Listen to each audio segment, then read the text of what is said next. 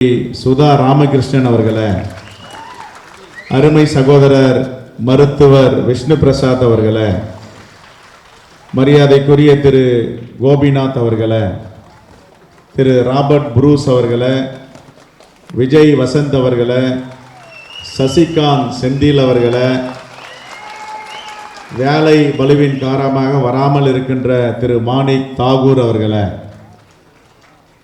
இந்த நிகழ்ச்சியில் வராமல் நன்றி சொல்லி கொண்டிருக்கின்ற திரு கார்த்திக் சிதம்பரம் அவர்களை, நம்முடைய பொருளாளர் திரு ரூபி மனோகரன் அவர்களை, இங்கே முன்மொழிந்திருக்கின்ற தலைவர் பெருமக்களை, தீர்மானங்களை வாசித்திருக்கின்ற பெரியோர்களை, இந்த கூட்டம் என்பது நம்முடைய பாராளுமன்ற உறுப்பினர்களை இங்கே அறிமுகப்படுத்துவதற்கும் நம்முடைய எதிர்கால திட்டங்களை வகுப்பதற்குமான கூட்டம்.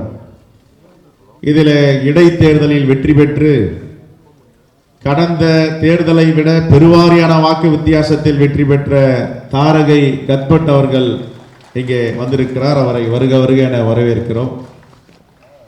நம்முடைய சட்டமன்ற உறுப்பினர்கள், மேனாள் பாராளுமன்ற உறுப்பினர்கள், மாவட்ட தலைவர்கள், செயற்குழு பொதுக்குழு உறுப்பினர்கள், சிறப்பு விருந்தினர்கள் அனைவரையும் வருக வருக என வரவேற்று, நம்முடைய அணி தலைவர்கள், நம்முடைய எதிர்காலம் என்பதை நாம் எப்படி வகுத்து கொள்ளப் போகிறோம், நம்முடைய எதிர்காலம் நமக்கு என்ன சொல்ல போகிறது, பல செய்திகளை இந்த தேர்தலில் நமக்கு கிடைத்திருக்கிறது.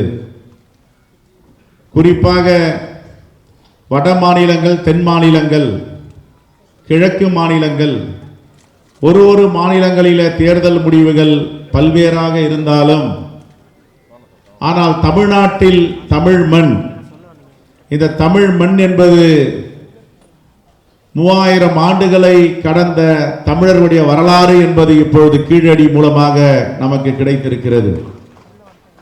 ஆனால் இந்த தமிழ் மண் உலகத்திற்கு வழிகாட்டியாக இருக்கின்றது. தமிழர்களுடைய நாகரிகம் பெருநாகரிகம், தமிழர்களுடைய கலை, கலாச்சாரம், பண்பாடு, இலக்கியம், இலக்கணம் உலகத்தில் சிறந்தது. ஆனால் பாசிசவாதிகளை வீழ்த்துவதற்கும் தமிழ்நாடு என்ற முதன்மை மாநிலமாக இருந்திருக்கிறது. RSS சித்தாந்தத்தை உள்வாங்கிய பாஜகவை வீழ்த்த வேண்டும் என்று ஜனநாயகத்தின் மீது நம்பிக்கை உள்ள தலைவர்கள் எல்லாம் நம்முடன் இணைந்தார்கள். இந்த நாடு எப்படி போனாலும் பரவாயில்லை, அதிகார பசி, அதிகார திமிரில் இருந்தவர்கள் இன்று மிகப்பெரிய வரலாற்று பிழையை செய்திருக்கிறார்கள். ஆனால் தமிழ்நாட்டுடைய சித்தாந்தம், நம்முடைய மூதாதையர்கள், பெரியவர்கள், மூதறிஞர் ராஜாஜி, தந்தை பெரியார், தீரர் சத்தியமூர்த்தி, பெருந்தலைவர் காமராஜர், கக்கன் அவர்கள் போன்றவர்கள் எல்லாம் விதைத்த விதை இன்னும் அழிந்து போகவில்லை, உயிரோட்டமாக இருக்கிறது என்பதை இந்த தேர்தல் நமக்கு எடுத்து காட்டி இருக்கிறது. அப்படிப்பட்ட முடிவை தமிழ்நாட்டில் நாம் ரசிக்கிறோமோ மகிழ்ச்சி அடைகிறோமோ தெரியவில்லை. ஆனால் இந்தியாவில் காங்கிரஸ் கமிட்டி, காரிய கமிட்டி கூட்டத்தில் வந்த தலைவர்கள் அனைவரும் தமிழ்நாட்டு மக்களுக்கு வாழ்த்து சொன்னார்கள். இப்படிப்பட்ட சோதனையான காலத்தில் பாசிசத்தை வீழ்த்த வேண்டிய கடமை ஒவ்வொருவருக்கும் இருக்கிறது. இந்த தேசத்தை பாதுகாக்கின்ற பொறுப்பு ஒவ்வொருவருக்கும் இருக்கின்றது. அரசியலமைப்பு சட்டத்தை தக்க வைத்துக் கொள்ளுகின்ற ஒரு நொடியும் தருணமும் தலைவர்கள் விழிப்போடு இருந்தார்கள். ஆனால் அதற்கு முதன்மை காரணமாக தமிழ்நாடு விளங்கி இருக்கிறது என்பதுதான் நமக்கெல்லாம் மிகப்பெரிய பெருமை. தலைவர் ராகுல் காந்தி அவர்கள் கூட்டம் முடிந்தவுடன் எல்லோரும் முண்டி அடித்துக் கொண்டு போய் அவரை பார்த்தார்கள். எப்பொழுது போல் நாம் பின்னால் நின்று கொண்டிருந்தோம். கையை தூக்கி வணக்கம் சொன்னவுடன், பிரதர், என்னுடைய வாழ்த்துக்களை தமிழ்நாட்டு மக்களுக்கு சொல்லுங்கள் என்று தலைவர் ராகுல் காந்தி சொன்னாரு. அதை விட பெருமகிழ்ச்சி இந்த தேர்தலில் நாம் உழைத்ததற்கு நிகராக எதுவும் இருக்க முடியாது. அப்படி ஒரு மகிழ்ச்சியான தருணம் புதுடில்லி கூட்டத்தில் கலந்து கொண்டோம். நம்முடைய தலைவர் மல்லிகார்ஜுன கார்கே அவர்களும் என்னுடைய வாழ்த்துக்களை தமிழ்நாட்டு மக்களுக்கும் குறிப்பாக காங்கிரஸ் தோழர்களுக்கு சொல்லுங்கள் என்று வாழ்த்து சொல்லி அனுப்பியிருக்கிறார். எல்லோருக்கும் மகிழ்ச்சி. ஆனால் ஒரு கட்சியை தவிர அவர்கள் தான் வேதனையோடு இருக்கிறார்கள். நாம் வெற்றி வாய்ப்பை ஆட்சி அமைப்பதில் இழந்தாலும், ஆட்சி அமைக்க முடியவில்லை என்றாலும் காங்கிரஸ் தலைவர்கள் அனைவரும் மகிழ்ச்சியோடு இருக்கிறார்கள். ஆனால் ஆட்சி அமைத்தவர்கள் வருத்தத்தோடு இருக்கிறார்கள், மகிழ்ச்சியை இழந்திருக்கிறார்கள். என்ன காரணம் என்றால், அவர்கள் தீட்டிய திட்டங்கள் எதையும் அவர்களால் நிறைவேற்ற முடியாது. அரசியலமைப்பு சட்டத்தை மாற்ற முடியாது, பாசிசத்தை விதைக்க முடியாது. இந்த தேசத்தின் மக்கள் நமக்கு வாய்ப்பு தரவில்லை என்றாலும் பரவாயில்லை, ஏதோ ஒரு வகையில் மோடிக்கு மிகப்பெரிய கடிவாளத்தை போட்டிருக்கிறார்கள். ஆட்சி அமைக்க முடியவில்லை என்றால் ஒரு கட்சியை சார்ந்தவர்களோ கூட்டணியை சார்ந்தவர்களோ மகிழ்ச்சி அற்றவர்களாக வருத்தத்தில் இருப்பார்கள். நான் புதுடெல்லியில அனைத்து தலைவர்களையும் பார்க்கும் பொழுது எல்லோரும் மகிழ்ச்சியாக இருக்கிறார்கள். நான் மட்டும்தான் அதில் வருத்தமாக உட்கார்ந்திருந்தேன்.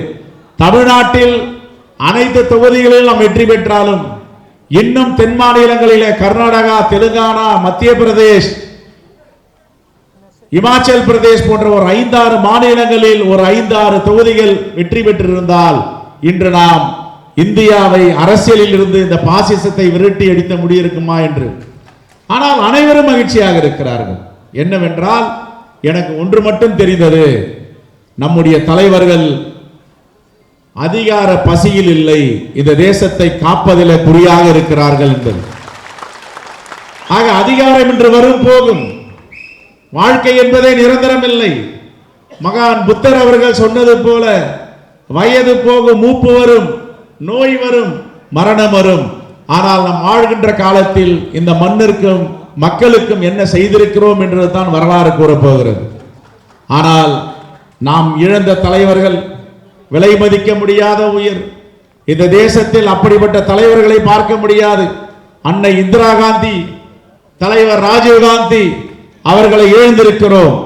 அவர்கள் நம்முடன் வாழ்ந்து கொண்டிருந்தாலும், உடல் ரீதியாக இல்லை என்றாலும், ஆனால் அவர்களுடைய முகமாக இன்று தலைவர் ராகுல் காந்தி அவர்கள் இந்த தேசத்தை வழிநடத்தி கொண்டிருக்கிறார். இந்த தேசத்தின் முகமாகவும் குரலற்றவர்களுடைய குரலாகவும் ஒலித்துக் கொண்டிருக்கிறார். ஆனால் நாம் அவரை பயன்படுத்திக் கொள்ள வேண்டாமா? இங்கேதான் ஒரு மிகப்பெரிய கேள்வி எழுகிறது. என் அருமை தலைவர் பெருமக்களே, தோழர்களே, இது செயற்குழு கூட்ட வேண்டும், பொதுக்குழு கூட்ட வேண்டும் என்று நாம் விவாதிக்கும் பொழுது நான் சொன்னேன், அனைவரையும் அழையுங்கள், உள்ளாட்சி பிரதிநிதியை கூட அழையுங்கள். இந்த வெற்றி விழாவிலே எல்லோரும் கலந்து கொள்ளட்டும், அவர்களே தீர்மானிக்கட்டும் நாம் கட்சியை எந்த திசையில் கொண்டு செல்ல போகிறோம். தலைவர் ராகுல் காந்தி 24 மணி நேரம் உழைத்துக் கொண்டிருக்கிறார். நாம் அவருக்கு உறுதுணையாக இருக்க வேண்டும் என்றால் நாமும் வலிமையாக கட்சியை பலப்படுத்த வேண்டும். இந்தியாவிலே முதன்மை கட்சியாக தமிழ்நாடு காங்கிரஸ் கமிட்டியை கொண்டு வர வேண்டும்.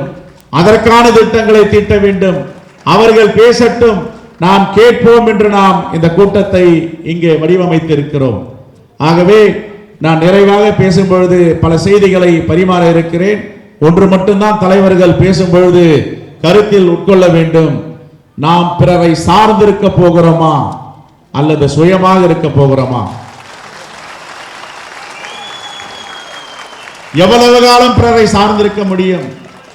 காங்கிரஸ் பேர் இயக்கத்திற்கு என்று வரலாறு இருக்கிறது. 1139 ஆண்டுகளை கடந்திருக்கிறது காங்கிரஸ் பேர் இயக்கம். நமக்குத்தான் எல்லா மக்களையும் அரவணைக்கின்ற, ஆதரிக்கின்ற, குரல் கொடுக்கின்ற சித்தாந்தம் இருக்கிறது. வேறு எந்த கட்சியும் கிடையாது.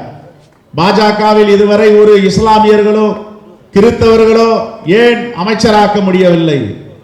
நம்முடைய நாடாளுமன்ற உறுப்பினர்கள் 99 பேர் வெற்றி பெற்றிருக்கிறார்கள். 2 பேர் தாமாக முன்வந்து நாங்கள் இந்தியா பக்கம் இருக்கிறோம், காங்கிரஸில் இணைகிறோம் என்று இணைந்திருக்கிறார்கள். நம்முடைய கணக்கு 101, இன்னும் ஏறப்போகிறது.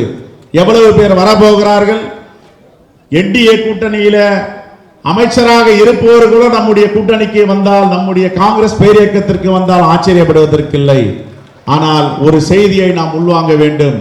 இந்த தேர்தலில நம்மை விட்டு விலகி இருந்தவர்கள், நம்மிடம் பிரிந்து சென்றவர்கள் எல்லாம் தலைவர் ராகுல் காந்தியுடைய கரத்தை வலுப்படுத்த வேண்டும் என்று அனைவரும் இந்த தேர்தலில் வாக்களித்து தன்னை காங்கிரஸ் பேரியக்கத்தில் அர்ப்பணித்திருக்கிறார்கள்.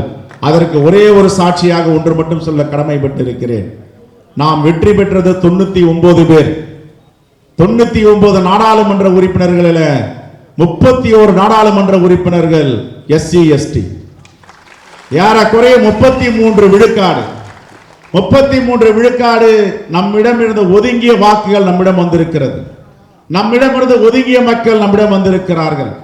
சுதந்திர போராட்டத்திற்காக தன் உயிரை நீத்த சந்திரசேகர் ஆசாத் அவருடைய உரிமையில ஒரு உத்தரப்பிரதேசத்தில் பாசிசத்தை அழிக்க வேண்டும் என்று தனியாக நின்று அங்கே வெற்றி பெற்றிருக்கிறார். அவரும் காங்கிரஸை ஆதரிப்பதற்கு தயாராக இருக்கிறார். வரலாறு மாறுகிறது.